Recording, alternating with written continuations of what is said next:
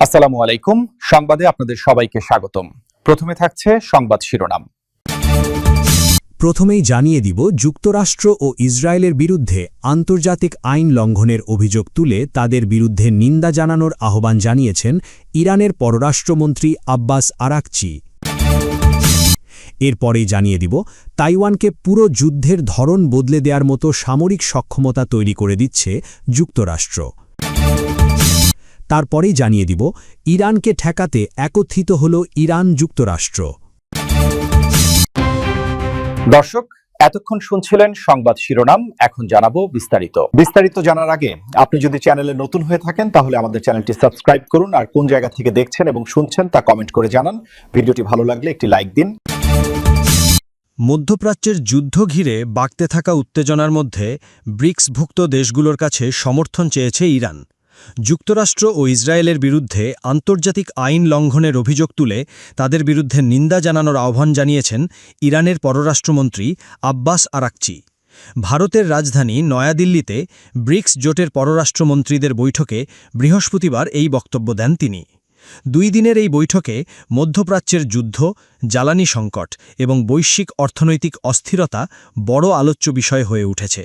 বৈঠকে আরেকটি অভিযোগ করেন, সংযুক্ত আরব আমিরাতও ইরানের বিরুদ্ধে সামরিক অভিযানে সরাসরি জড়িত।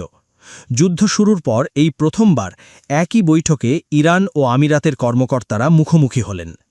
ইরানের পররাষ্ট্রমন্ত্রী বলেন, ইরান অবৈধ সম্প্রসারণবাদ ও যুদ্ধনীতির শিকার। তিনি ব্রিক্সভুক্ত দেশগুলোকে পশ্চিমা আধিপত্যের বিরুদ্ধে অবস্থান নেওয়ার আহ্বান জানান। তার ভাষায়, যুক্তরাষ্ট্র নিজেকে এমন এক শক্তি হিসেবে দেখছে যাদের জবাবদিহি করার প্রয়োজন নেই। আরাকচি বলেন, যুক্তরাষ্ট্র ও ইসরায়েলের আন্তর্জাতিক আইন লঙ্ঘনের ঘটনায় ব্রিক্স সদস্যসহ আন্তর্জাতিক সম্প্রদায়ের দায়িত্বশীল দেশগুলোর স্পষ্ট অবস্থান নেওয়া উচিত। ইরানের আধা সরকারি বার্তা সংস্থা মেহেরের খবরে বলা হয়, বৈঠকে আরাকচি আরও অভিযোগ করেন, সংযুক্ত আরব আমিরাত সরাসরি ইরানের বিরুদ্ধে আগ্রাসনে অংশ নিয়েছে। যুক্তরাষ্ট্র ও ইসরায়েলের হামলার জবাবে ইরান উপসাগরীয় অঞ্চলে মার্কিন সামরিক স্থাপনা লক্ষ্য করে পাল্টা হামলা চালিয়েছে। এসব হামলার মধ্যে আমিরাতেও কিছু মার্কিন স্থাপনা লক্ষ্যবস্তু ছিল বলে জানানো হয়। তবে আরাকচির বক্তব্যের পর আমিরাত বৈঠকে অংশ নেওয়া অন্য দেশগুলো কী প্রতিক্রিয়া জানিয়েছে তাৎক্ষণিকভাবে জানা যায়নি। এবারের ব্রিক্স বৈঠক বিশেষ গুরুত্ব পাচ্ছে, কেননা সম্প্রসারিত এই জোটে এখন ইরান, সৌদি আরব ও সংযুক্ত আরব আমিরাত রয়েছে। তবে মধ্যপ্রাচ্যের যুদ্ধ ইস্যুতে সদস্য দেশগুলোর অবস্থানে স্পষ্ট ভিন্নতা দেখা যাচ্ছে। উদ্বোধনী বক্তব্যে ভারতের পররাষ্ট্রমন্ত্রী এস জয়শঙ্কর বলেন, আন্তর্জাতিক সম্পর্ক এখন বড় ধরনের অস্থিরতার মধ্য দিয়ে যাচ্ছে। মধ্যপ্রাচ্যের সংঘাতের প্রভাব পড়েছে হরমুজ প্রণালী ও উপসাগরীয় নৌপথেও। এতে বিশ্ববাজারে তেল ও গ্যাসের দামে অস্থিরতা বাড়ছে, যার চাপ পড়ছে ভারতের মতো জ্বালানি নির্ভর দেশগুলোর ওপর। এদিকে ইরানের পররাষ্ট্রমন্ত্রী আব্বাস আরাকচি দাবি করেছেন, হরমুজ প্রণালী এখনও বাণিজ্যিক জাহাজ চলাচলের জন্য উন্মুক্ত।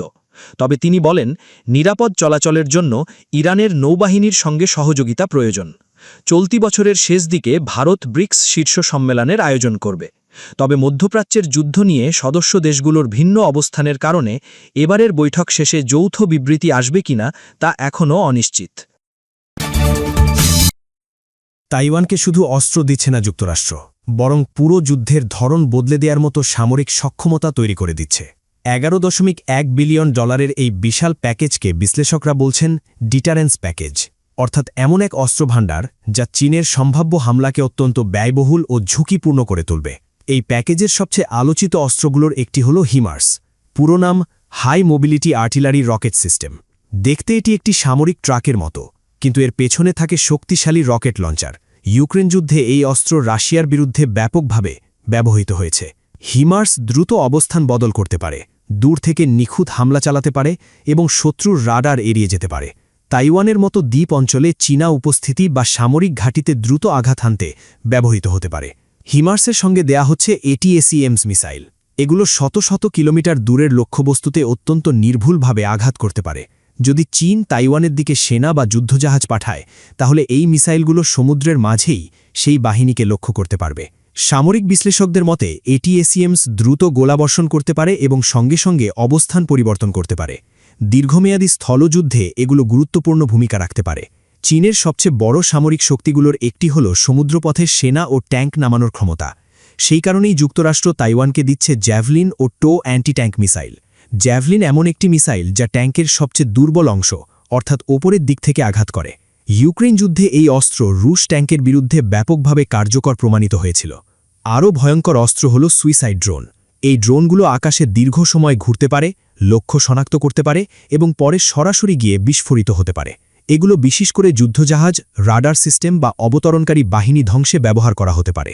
চীনের নৌবাহিনীকে ঠেকাতে দেয়া হচ্ছে হারপুল অ্যান্টিশিপ মিসাইল সিস্টেম আপগ্রেড। হারপুল মূলত যুদ্ধজাহাজ ধ্বংসের জন্য তৈরি। সমুদ্রপথে যদি চীন তাইওয়ানে আক্রমণ চালাতে চায় তাহলে এই মিসাইলগুলো তাদের জাহাজের জন্য বড় হুমকি হয়ে উঠতে পারে।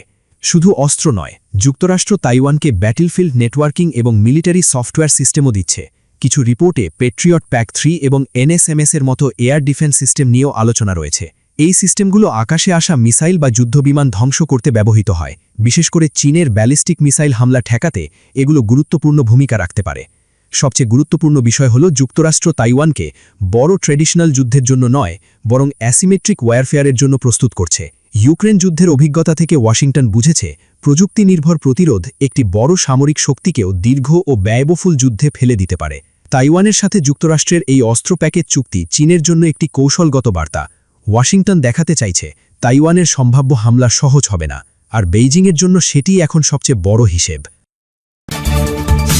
প্রায় এক দশকের বিরতি, স্থানীয় সময় বুধবার সন্ধ্যায় বেইজিংয়ে অবতরণ করেন চীনের চিরপ্রতিদ্বন্দ্বী যুক্তরাষ্ট্রের প্রেসিডেন্ট ডোনাল্ড ট্রাম্প। দুই দেশের বৈরী সম্পর্কের ইতিহাস থাকলেও রাষ্ট্রীয় অতিথিকে বর্ণাঢ্য কায়দায় বরণের আয়োজনে কমতি রাখেনি বেইজিং। উষ্ণ অভ্যর্থনা আর কড়া নিরাপত্তা ব্যবস্থার পথ পেরিয়ে পরদিন গ্রেট হলের বাইরে দেখা হয় প্রেসিডেন্ট ডোনাল্ড ট্রাম্প আর চীনের প্রেসিডেন্ট শি জিনপিংয়ের। রাজকীয় অভ্যর্থনা পর্ব শেষে প্রথম বৈঠকে বসেন তারা। চীনের সাথে বন্ধুত্বপূর্ণ সম্পর্কের দাবি করে একে আরও মজবুত করার আশাবাদ জানান প্রেসিডেন্ট ট্রাম্প।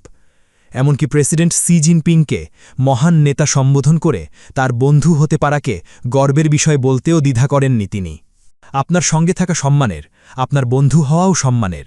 যুক্তরাষ্ট্র চীন সম্পর্ক আগের যে কোনো সময়ের চেয়ে ভালো হবে। এ বৈঠকের দিকে পুরো বিশ্ব তাকিয়ে আছে। যখনই সমস্যায় পড়েছি আমরা সেটার সমাধান করেছি। আপনাকে ফোন করেছি, আপনি আমাকে ফোন করেছেন। মানুষ জানে না কোনো সমস্যায় পড়লেই আমরা তার দ্রুত সমাধান করে ফেলি। নির্ধারিত সময় গড়িয়ে প্রায় 2 ঘণ্টার বৈঠকে সামরিক ও অর্থনৈতিক দিক থেকে বিশ্বের শীর্ষ ক্ষমতাধর দুই দেশের প্রেসিডেন্টের আলোচনায় বেশি গুরুত্ব পেয়েছে দুই দেশের বাণিজ্যিক সম্পর্ক আরও দৃঢ় করার বিষয়ে। অন্তত আগামী 3 বছর দুই দেশের সম্পর্ক আরও গঠনমূলক, কৌশলী আর স্থিতিশীল করতে একমত হয়েছেন দুই নেতা। চীনের প্রেসিডেন্ট শি জিনপিং বলেছেন, দুই দেশকে প্রতিদ্বন্দ্বী নয়, হতে হবে অংশীদার। প্রাচীন গ্রিক রাজনৈতিক তত্ত্বের উদাহরণ টেনে জিনপিং বলেছেন, উদয়মান শক্তি ও প্রতিষ্ঠিত শক্তির প্রতিদ্বন্দ্বিতা প্রায় যুদ্ধ ডেকে আনে। উন্নতি অগ্রগতি নিয়ে কথা বললেও বাদ পড়েনি স্বায়ত্তশাসিত দ্বীপ তাইওয়ানের স্বাধীন হওয়ার চেষ্টায় যুক্তরাষ্ট্রের ইন্ধনের বিষয়টি। এ বিষয়ে কোনো ছাড় না দেওয়ার কড়া বার্তা দিয়েছেন তিনি। তাইওয়ান প্রশ্নই চীন যুক্তরাষ্ট্র সম্পর্কের সবচেয়ে গুরুত্বপূর্ণ বিষয়। এটি ভুলভাবে পরিচালিত হলে দুই দেশ সংঘর্ষে জড়িয়ে পড়তে পারে, এমনকি পরিস্থিতি সরাসরি সংঘাতে পৌঁছাতে পারে। এতে পুরো চীন যুক্তরাষ্ট্রের সম্পর্ক অত্যন্ত বিপজ্জনক পরিস্থিতিতে পড়ে যাবে। তাইওয়ান নিয়ে অস্বস্তি ট্রাম্পের সফরের আগেই জানিয়েছে বেইজিং। 4টি রেড লাইন উল্লেখ করে সামাজিক মাধ্যমে পোস্ট করে যুক্তরাষ্ট্রে চীনের দূতাবাস। এগুলো হচ্ছে তাইওয়ান, গণতন্ত্র ও মানবাধিকার, রাজনৈতিক পদ্ধতি আর চীনের উন্নয়নের অধিকার। ট্রাম্প বেইজিংয়ে থাকাকালীন সংবাদ সম্মেলনে তাইওয়ানের স্বাধীনতার বিরুদ্ধে বক্তব্য দিয়েছে চীনের পররাষ্ট্র মন্ত্রণালয়। দুই নেতার বৈঠকের দিনই হোয়াইট হাউস থেকে দাবি করা হয়েছে ইরানের পরমাণু শক্তিধর হওয়ার অধিকারের বিরুদ্ধে একমত হয়েছেন যুক্তরাষ্ট্র আর চীনের প্রেসিডেন্ট। হরমুজ প্রণালী থেকে ইরানের সামরিক উপস্থিতি প্রত্যাহার করে উন্মুক্ত করে দেওয়ার বিষয়েও তারা একমত হয়েছেন। এনবিসি টেলিভিশনে দেয়া সাক্ষাৎকারে একই দাবি করেছেন মার্কিন পররাষ্ট্রমন্ত্রী মার্কো রুবিও। বৃহস্পতিবার ব্যস্ততম দিন শেষে শি জিনপিংয়ের আমন্ত্রণে নৌসভোজে যোগ দেন ডোনাল্ড ট্রাম্প। সেখানে ছিলেন চীন সফরে নিষেধাজ্ঞার তালিকায় থাকা মার্কিন পররাষ্ট্রমন্ত্রী মার্কো রুবিও, ছিলেন প্রতিরক্ষামন্ত্রী পিট হেগসেথ, অর্থমন্ত্রী স্কট বেসেন্ট, বাণিজ্য প্রতিনিধি জেমসন গ্রিয়ার। এই আয়োজনে দেয়া বক্তব্যে চীনের প্রেসিডেন্টকে ওয়াশিংটন সফরের আমন্ত্রণ জানান ট্রাম্প। 2017 সালের মতো এবারও ব্যবসায়ী আর টেক জায়ান্ট কোম্পানির কর্তা ব্যক্তিদের সাথে নিয়ে গেছেন ট্রাম্প।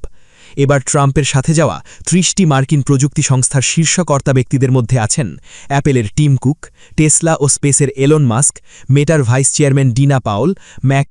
এদিন 1420 সালে নির্মিত চীনের ঐতিহাসিক আর পবিত্র স্থাপত্যশৈলী টেম্পল অফ হেভেনে মার্কিন প্রেসিডেন্ট ডোনাল্ড ট্রাম্পকে নিয়ে পরিদর্শন করেছেন চীনের প্রেসিডেন্ট সি জিনপিং। বেইজিংয়ে এই মন্দিরের বাইরে ছবিও তুলেছেন তারা। গত মার্চে এই সফর নির্ধারিত থাকলেও ইরান যুদ্ধের কারণে তা পিছিয়ে যায়। মেহরাব সাইন খান, বাংলা ভিশন নিউজ ডেস্ক।